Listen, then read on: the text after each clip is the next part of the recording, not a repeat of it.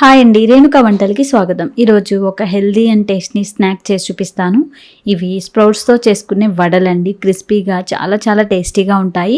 So sprouts హెల్త్కి చాలా చాలా మంచిది కాబట్టి ఇవి మరింత టేస్టీగా ఉండడానికి ఏ పప్పులు కలిపి మనం స్ప్రౌట్స్గా చేసుకోవాలి, ఎలా తయారు చేసుకుంటే ఈ వడలు ఆయిల్ అస్సలు పీల్చకుండా క్రిస్పీగా టేస్టీగా వస్తాయి వీడియోలో క్లియర్గా చూపిస్తాను.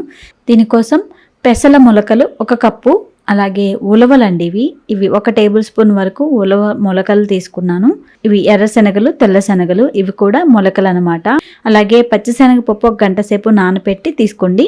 ఇలా 1 గంట సేపు వరకే నానబెట్టడం వల్ల క్రిస్పీగా ఉంటాయి, టేస్ట్ బాగుంటుంది. అంటే మరి ఎక్కువ నానితే మరి మెత్తగా అవుతుంది అనమాట. ఈ పప్పులన్నిటిని ఒక మిక్సింగ్ బౌల్లోకి వేసుకోవాలి.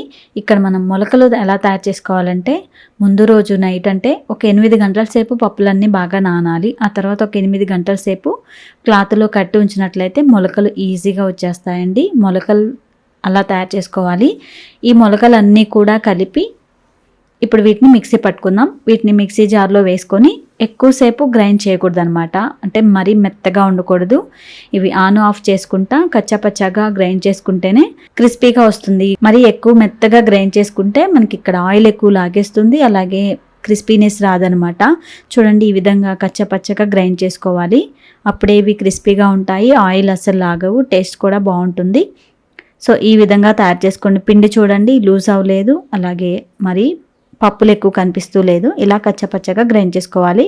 ఇప్పుడు ఈ గ్రైండింగ్ జార్లోనే 1 ఉల్లిపాయ తరుగు, ఒక చిన్న 2 ఇంచుల అల్లం ముక్క, 4 పచ్చిమిరపకాయలు, 2 కరివేపాకు రెమ్మలు, పచ్చిమిర్చి వచ్చేసి మీ ఘాటుకు సరిపడినట్లుగా మీరు తీసుకునే క్వాంటిటీని బట్టి వేసుకోవాలి. ఇవి 1/2 స్పూన్ జీరా, అలాగే 1 స్పూన్ ఉప్పు వేసి దీన్ని కూడా కోర్స్గా గ్రైండ్ చేసుకోండి. ఇక్కడ ఏవి కూడా మెత్తగా ఉండకూడదు, కచ్చపచ్చగా ఉంటేనే ఇవి నూనెలో వేగినప్పుడు క్రిస్పీగా ఉంటాయి. మనం తినేటప్పుడు కూడా పంటి కింద పడి టేస్ట్ ఫ్లేవర్ బాగా తెలుస్తుంది.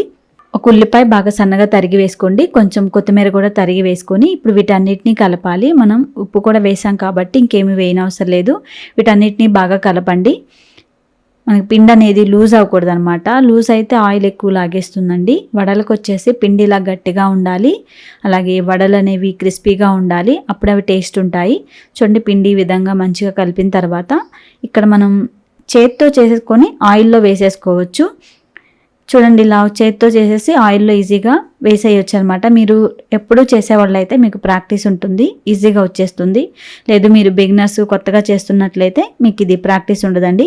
ఫస్ట్ వడ వేసి రెండో వడ వేసేటప్పుడు ఫస్ట్ వడ వేగిపోతుంది.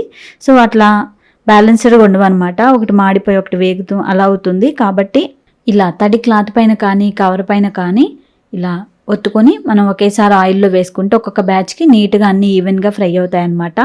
ఇవి మరీ మందంగా ఉండకూడదు, అలానే మరీ పలుచగా ఉండకూడదు, మీడియంగా ఒత్తుకోండి.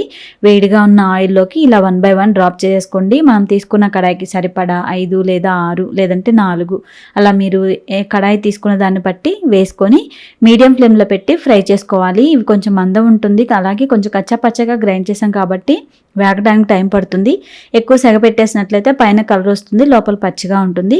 తిరగతిప్పుకుంటూ 2 వైపులా మంచిగా గోల్డెన్ కలర్లోకి అలాగే క్రిస్పీగా ఫ్రై చేసేసుకొని తీసేసుకోవడమే. ఇలాగే మనం ఎంత ప్రిపేర్ చేసుకుంటే అన్ని బ్యాచ్లుగా మనం వడల్ని చేసేసుకోవడమే అండి. సో వడలు రెడీ అయిపోయాయి. చాలా చాలా చాలా టేస్ట్ ఉంటాయి. వీటిని వేపిన పచ్చిమిర్చితో తింటే సూపర్గా ఉంటాయండి. మీరు హెల్దీగా ఇలా స్ప్రౌట్స్తో ఒకసారి ట్రై చేసి చూడండి. టేస్ట్ ఉంటుంది, హెల్త్కి బాగుంటుంది.